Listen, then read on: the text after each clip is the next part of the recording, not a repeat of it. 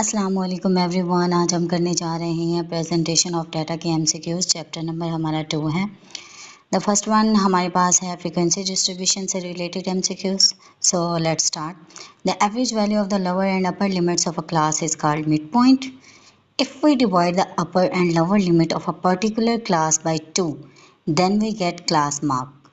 A frequency with classes 1.0, 2.9, 3.0, 4.9, 5.0 and 6.9 has the class interval of 2.0.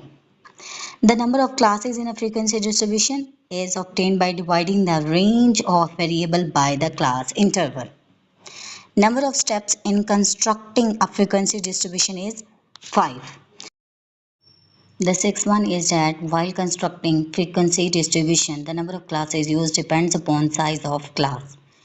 Total relative frequency is always 1. The sum of rows or sum of columns of a bivariate frequency distribution is equal to summation f. Group data is secondary data. Data arranged in order of magnitude are called array data. Dependence of economics on statistics is for more reason. 13th, main types of graph of frequency distribution are 5. Graph and charts. The graph of frequency distribution is called histogram. A histogram is a set of adjacent rectangles.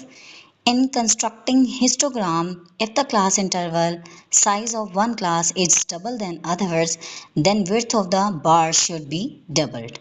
The graph of cumulative frequency distribution is called cumulative frequency polygon or an ogive. Cumulative frequency curve is also called an ogive, and an ogive is a cumulative frequency curve.